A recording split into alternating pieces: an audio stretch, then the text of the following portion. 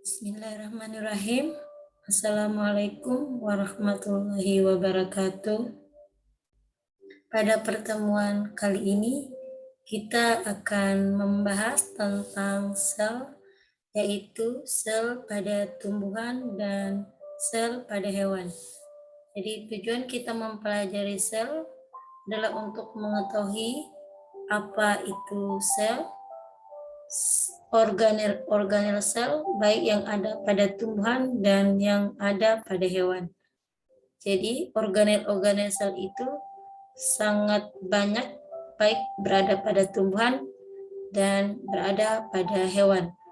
Bahkan ada beberapa organel yang ada pada tumbuhan tidak terdapat pada hewan, atau ada pada hewan tidak terdapat pada tumbuhan, atau kedua-duanya ada tetapi dibedakan berdasarkan ukurannya.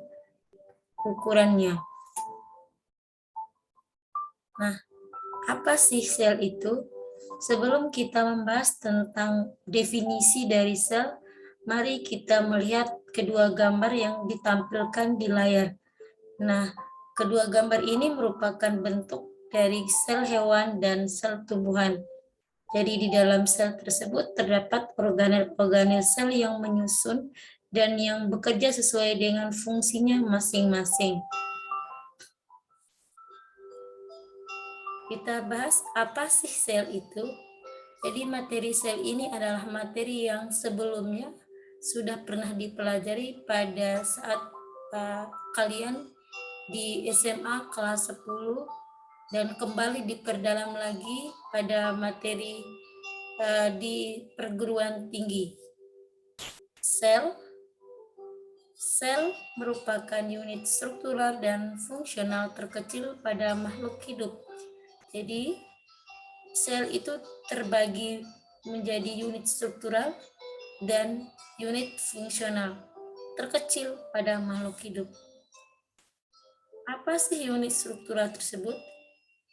Dikatakan unit struktural terkecil, yang artinya adalah sel merupakan penyusun yang mendasar bagi tubuh makhluk hidup, yaitu menyusun jaringan dan menyusun organ.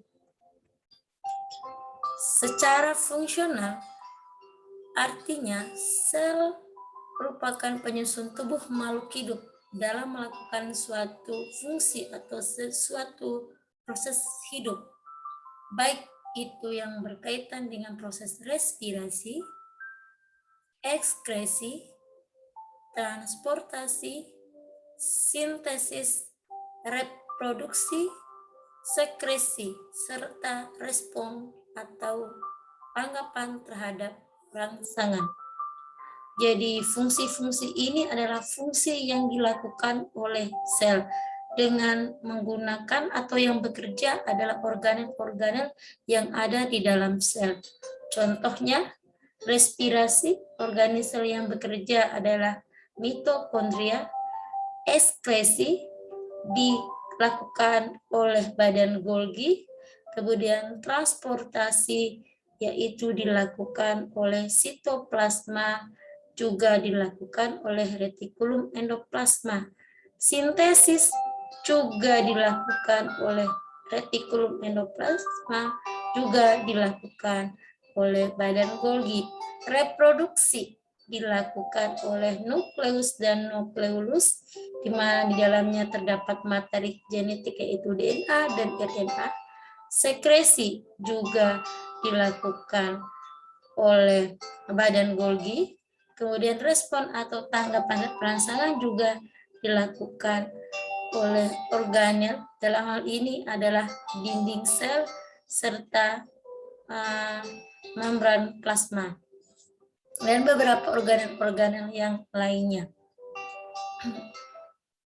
Nah, kemudian selain sebagai proses kehidupan, ternyata sel juga berperan penting dalam kegiatan hereditas atau pewarisan, yang mana menurunkan sifat genetis dari satu generasi kepada generasi berikutnya.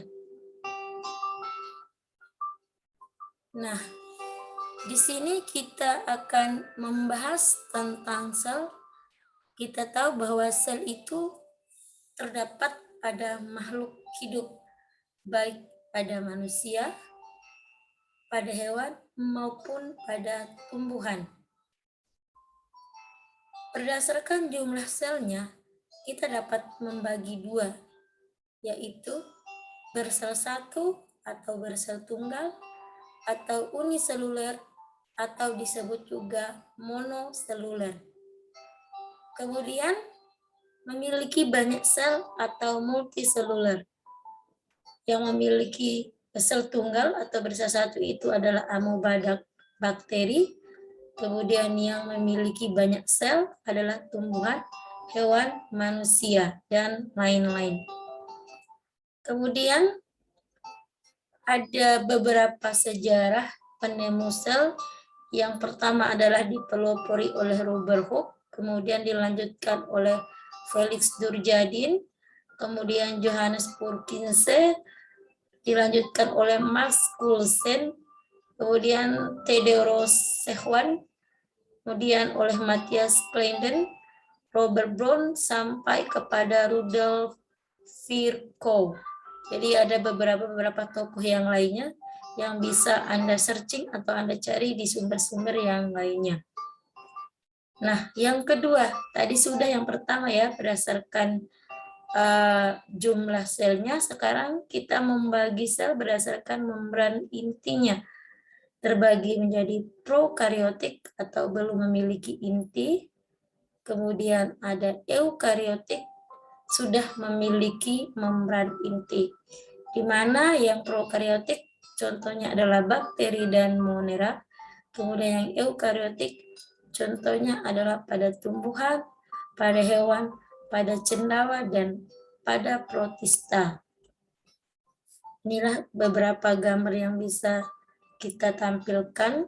Kemudian selanjutnya pembagian sel berdasarkan jumlah kromosom. Terdiri dari dua, yaitu sel somatik atau sel tubuh, kemudian sel reproduktif. Di mana pada sel somatik ini, sel penyusun tubuh, jumlah kromosomnya adalah diploid atau ditulis dengan 2N, pembelahannya secara mitosis. Sedangkan pada sel reproduksi, merupakan sel yang dipergunakan atau berfungsi untuk memperbanyak individunya atau generasinya secara seksual. Jumlah kromosomnya adalah haploid, ditulis 1N, pembelahannya secara meiosis. Baiklah, kita akan mulai membahas tentang organel-organel sel. Kita mulai dari organel yang paling luar, yaitu dinding sel. Jadi dinding sel ini merupakan bagian atau organel sel yang berada paling luar, di mana ciri sel tumbuhan. Kenapa dikatakan ciri sel tumbuhan? Karena dinding sel ini hanya berada pada tumbuhan, tidak berada pada hewan dan manusia. Dinding sel tersusun dari selulosa, di mana bagian luar sel tumbuhan tersusun dari sel yang amat keras dan bersifat permeabel. Bahan utama penyusunnya berupa zat kayu, yaitu selulosa yang tersusun dari glukosa. Selain selulosa, dinding sel juga mengandung zat lainnya, yaitu pektin, hemiselulosa, dan glikoprotein. Jadi inilah zat-zat yang terkandung di dalam dinding sel. Oleh karena demikian, kenapa tumbuhan itu bisa dikonsumsi pada bagian batangnya. Dan juga kenapa pada dinding sel itu juga terdapat organel atau terdapat lentisel yang di dalamnya itu mengandung glukosa yang dijadikan sebagai bahan makanan yang diolah pada saat kegiatan fotosintesis. Inilah gambar dari dinding sel. Gambar dari dinding sel. Jadi secara dilihat dari secara ukuran yang secara utuh, mohon maaf, yang secara di dinding selnya secara simpel ini bentuknya, tetapi ketika kita melakukan perbesaran maka dia bentuknya adalah seperti ini. Dia bersifat tebal dan bersifat kaku dan keras. Nah, dinding sel ini berfungsi sebagai pelindung dan pemberi bentuk pada tubuh. Jadi sebagai pelindung, pelindungnya itu jika diserang oleh beberapa hewan yang lainnya, jadi agar tidak mengganggu bagian dalamnya itu, jadi dinding sel ini dijadikan sebagai pelindung, makanya kenapa dia harus bersifat keras dan bersifat kaku. Pemberi bentuk pada tubuh.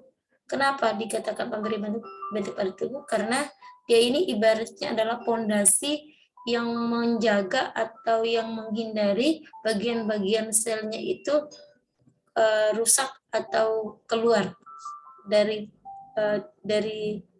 dinding sel.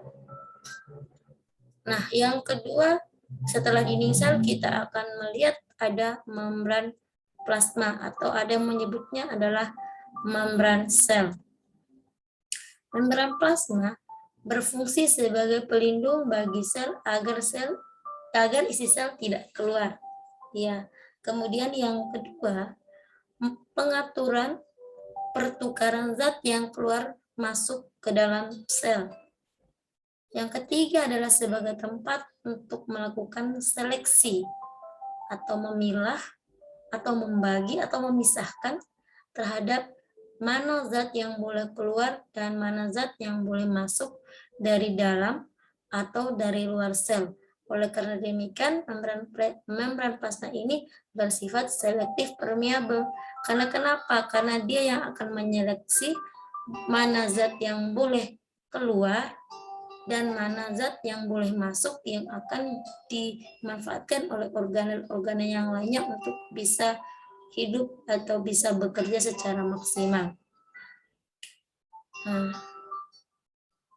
kemudian membran plasma ini tersusun atas karbohidrat, protein, dan lemak. Ini adalah gambar struktur anatomi dari membran plasma.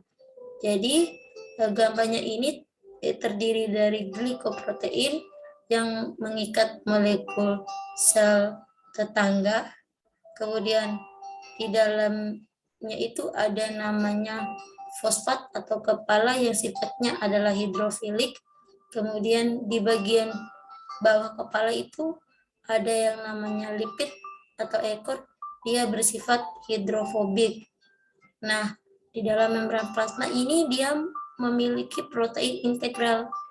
Protein integral ini ada dua nih, ada di samping kiri dan ada di samping kanan. Fungsinya apa? Dia dijadikan sebagai protein integral atau bahan yang terkandung di dalam membran plasma. Nah, protein ini nanti fungsinya untuk apa? Dia selain sebagai bahan yang terkandung membran plasma yang diangkut ke dalam organ-organ di dalamnya lagi, dia juga nih fungsinya adalah untuk sebagai bahan makanan untuk membran plasma. Nah, dia sifatnya adalah terbenam. Nah, kemudian yang berikutnya ada namanya protein poliferal atau protein yang menempel. Dia sifatnya adalah menempel. Nah, kemudian yang berikutnya inti sel. Nah, inti sel ini atau disebut nukleus, dia dibatasi oleh membran inti, di mana di dalamnya itu mengandung benang-benang kromatin dan nukleus atau anak inti sel. Membran inti terdiri atas dua lapisan dan mempunyai pori. Benang-benang kromatin akan memendek pada waktu proses pembelahan sel membentuk kromosom, di mana nukleus berfungsi mengatur segala aktivitas yang terjadi di dalam sel. Kemudian yang kedua adalah menyimpan informasi genetik atau gen dalam bentuk DNA, mengatur kapan dan di mana ekspresi gen harus dimulai, dijalankan, dan diakhiri. Kemudian yang berikutnya adalah sebagai tempat terjadinya replikasi atau perbanyakan DNA dan sebagai tempat transkripsi atau pengutipan DNA. Nah, oleh karena demikian, mengapa di dalam organel sel ini, inti sel ini adalah merupakan organ sel yang paling vital, yang paling besar peranannya, karena kenapa? Dia ini merupakan sebagai pusat kegiatan. Jadi kalau inti selnya mengalami kerusakan atau gangguan, maka organ-organ yang lainnya juga tidak bisa bekerja secara maksimal. Ya, inilah gambarnya bahwa di dalam nukleus itu terdapat benang-benang kromatin yang akan yang di dalamnya dapat DNA dan RNA. Kemudian yang bagian yang ininya di dalamnya ini adalah nukleus atau anak inti. Nah, yang bagian yang berpori-pori ini adalah pori-pori dari nukleus. Fungsinya untuk apa? Pori-pori ini berperan sebagai lubang untuk terjadinya proses respirasi pada sel. Karena ingat ya bahwa kenapa perlu ada pori-pori? Karena di dalamnya itu ada materi genetik RNA DNA yang bisa memanjang pada saat terjadinya pembentukan DNA yang bisa memanjang ketika terjadinya proses apa namanya tadi itu membran ini benang kromatin akan memendek pada waktu proses pembelahan sel. Jadi ketika dia melakukan pembelahan sel, dia bisa memendek, dan ketika dia tidak melakukan proses pembelahan sel, itu dia posisinya masih seperti biasa atau masih memanjang. Kemudian setelah adanya dinding sel, kemudian setelah adanya nukleus, kemudian ada yang namanya sitoplasma atau cairan sel, merupakan matriks yang berada di bagian dalam membran plasma, tetapi dia berada di luar nukleus. Dia ini berada di antara keduanya, yaitu berada di bagian dalam membran plasma, tetapi dia berada di luar dari nukleus. Sitoplasma ini tersusun atas sitosol yang bersifat koloid. Jadi bersifat koloid ini bersifat cair ya, bentuknya adalah cair. Kemudian sitoskeleton atau rangka sel dan organel. Fungsinya sebagai tempat terjadinya metabolisme sitosolik, misalnya glikolisis, serta tempat terjadinya sintesis protein oleh ribosom. Kemudian yang kedua adalah tempat penyimpanan bahan kimia yang berguna bagi metabolisme sel, misalnya enzim, protein, dan lemak. Kemudian sebagai sarana atau fasilitator agar organ tertentu di dalam sel dapat bergerak. Kenapa? Karena dia bersifat koloid, itu dia bersifat cair. Jadi untuk memudahkan beberapa organ di dalamnya untuk bisa bekerja dengan baik itu, atau untuk bergerak dengan baik, itu harus memiliki atau harus ada cairan selnya sebagai pelicinnya.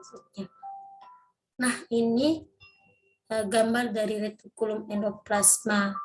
Dia retikulum endoplasma ini nih, dia bentuknya seperti ini.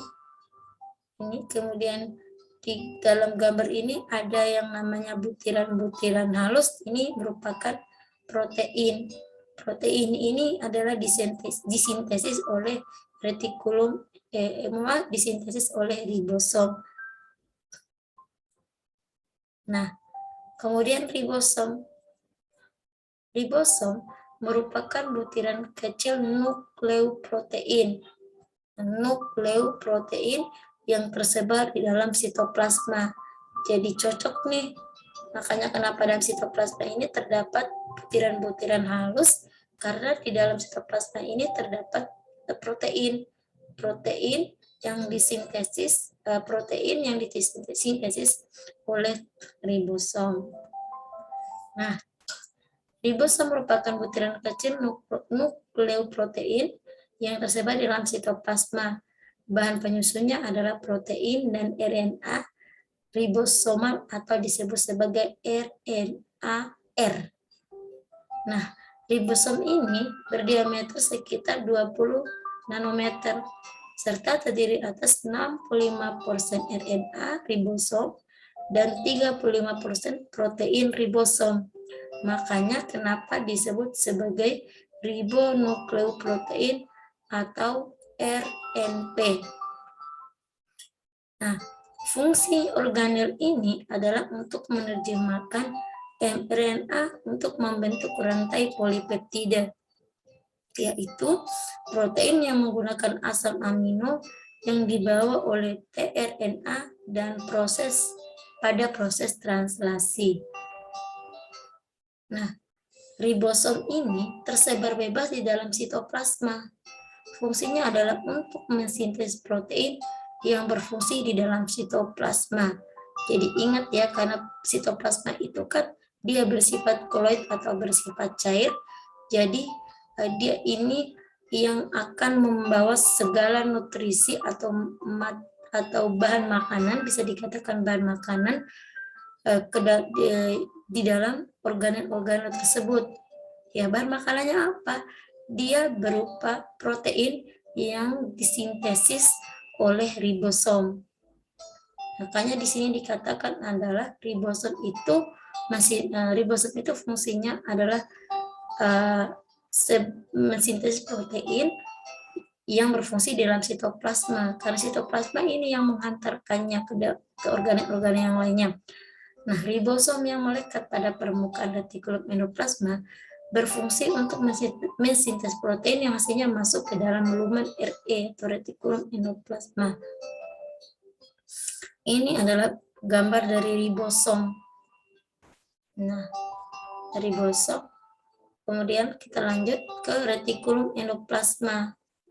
Retikulum endoplasma tersusun dari kantung pipih dan tabung dua lapis membran yang meluas dan menutupi sebagian besar dari sitoplasma.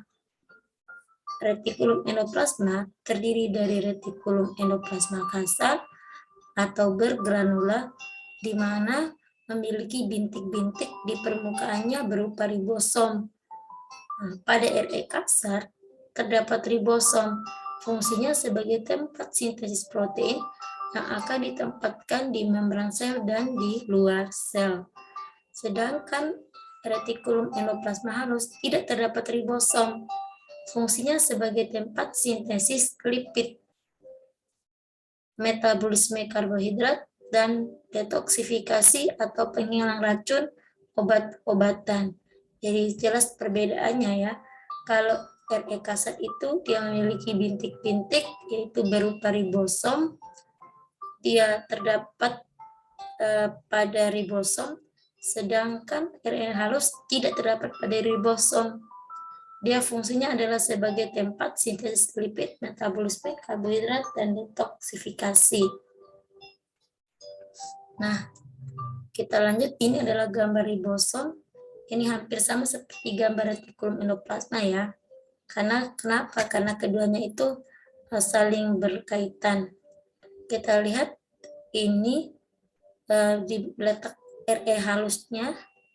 RE halusnya itu dia terletak di bagian belakang, sedangkan RE kasar itu terletak di bagian dalam. Dia itu menempel pada retikulum endoplasma karena dia berupa butiran-butiran halus yang berfungsi sebagai mensintesis protein, sedangkan RE halus itu dia tidak bergranula atau tidak memiliki bintik-bintik. Nah, yang berikutnya adalah badan Golgi atau aparatus Golgi. Bentuknya adalah berupa tumpukan kantong-kantong pipih yang berfungsi sebagai tempat sintesis dan sekret. Nah, dia sebagai tempat sintesis dan sekret, atau dia juga itu bisa dikatakan sebagai tempat sintesis dan juga sebagai organel yang berfungsi untuk sekresi dan ekskresi. Nah, di mana yang dikeluarkan itu berupa getah pencernaan, dalam hal ini berupa enzim-enzim pencernaan ya. Kemudian yang banyak ditemukan pada sel kelenjar, betul, berupa enzim yang banyak dikeluarkan pada sel kelenjar, baik itu pada kelenjar endokrin kah, kelenjar pituitarin kah, dan kelenjar-kelenjar yang lainnya yang ada di dalam tubuh makhluk hidup. Nah, kemudian membentuk protein dan asam inti berupa DNA dan RNA. Berikutnya, badan Golgi membentuk dinding dan membran sel. Nah, ini adalah gambar dari badan Golgi yang dia berbentuk kantong-kantong pipih yang tadi fungsinya ada dua ya. Dia sebagai tempat untuk mensekret atau mengeluarkan atau sebagai tempat sekresi dan ekskresi, dan juga dia membentuk membran plasma. Oke, kemudian kita lihat lisosom. Nah, lisosom ini berupa butiran kecil atau bundar yang berisi enzim pencernaan yang berfungsi dalam pencernaan intrasel. Lisosom ini cuman ada pada hewan. Jadi kita baca kembali bahwa lisosom ini merupakan butiran kecil yang berbentuk bundar. Di dalamnya itu berisi enzim pencernaan yang berfungsi dalam pencernaan intrasel atau pencernaan yang terjadi di luar sel. Dia hanya berada pada hewan dan tidak berada pada tumbuhan.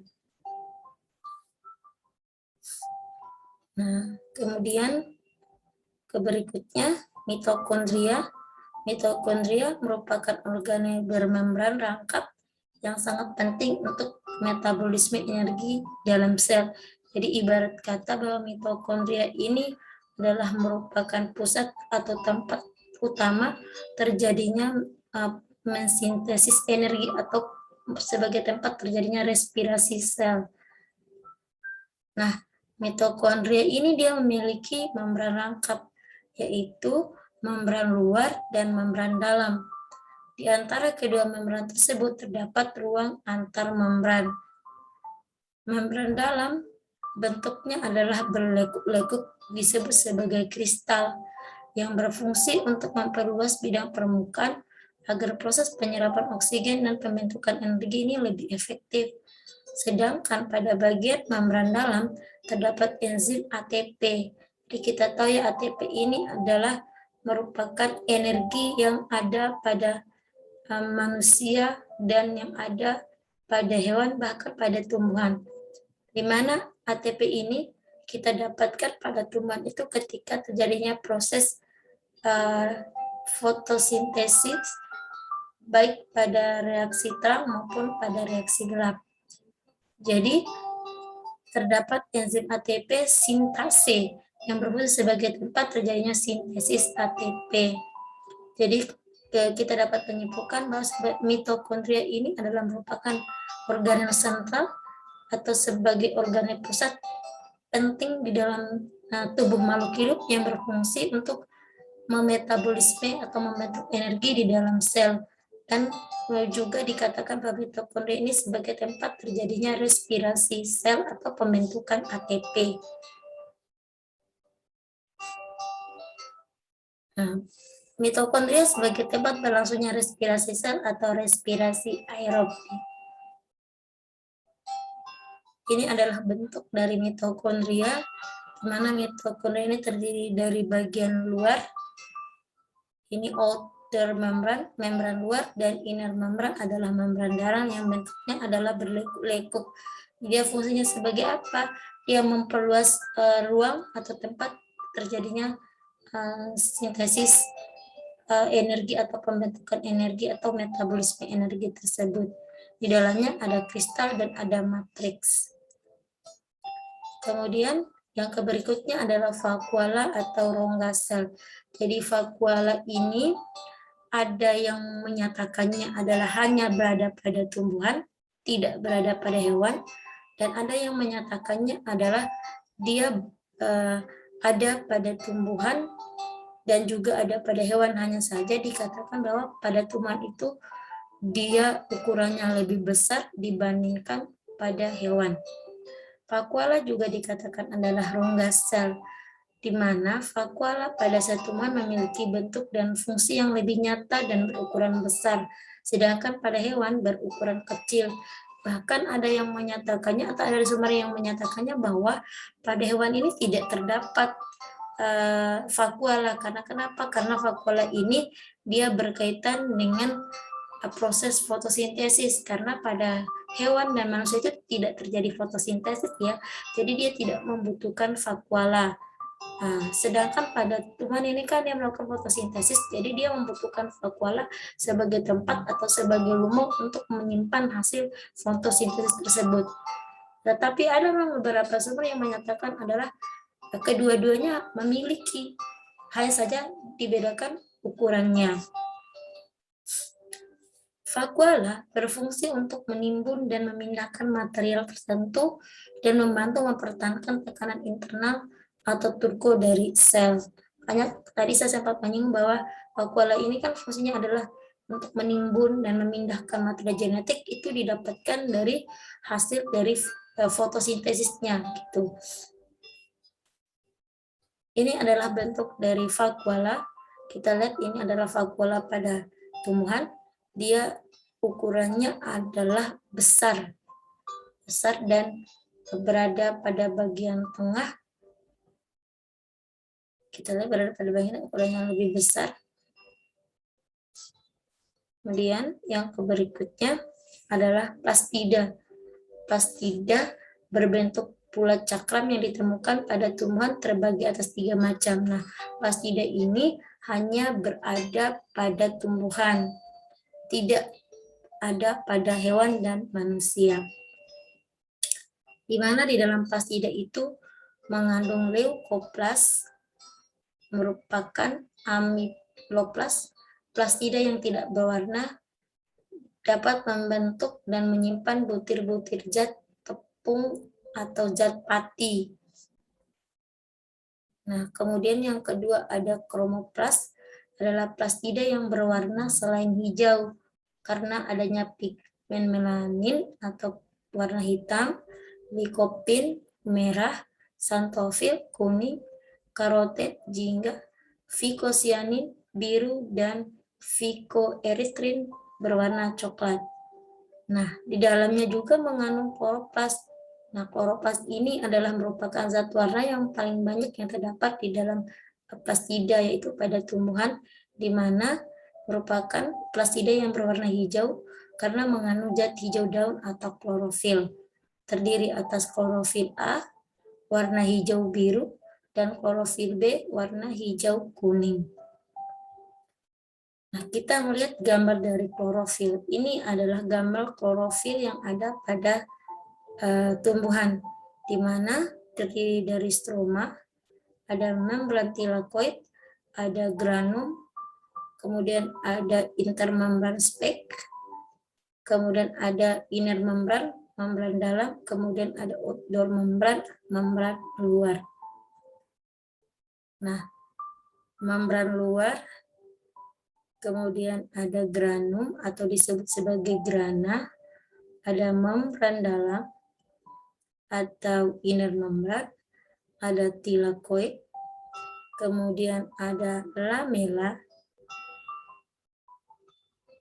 di mana tilakoid dan stroma ini adalah merupakan organ yang paling berperan penting dalam proses fotosintesis, di mana tilakoid ini dijadikan sebagai tempat fotosintesis pada reaksi gelap, sedangkan stroma adalah berfungsi untuk menyimpan hasil fotosintesis, dan stroma ini dia berperan pada reaksi terang.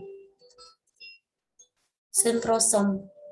Sentrosom ini merupakan organel yang hanya pada hewan, berbentuk sepasang silinder yang berperan untuk mengatur polaritas pembelahan sel dan mengatur pemisahan kromosom setelah pembelahan sel.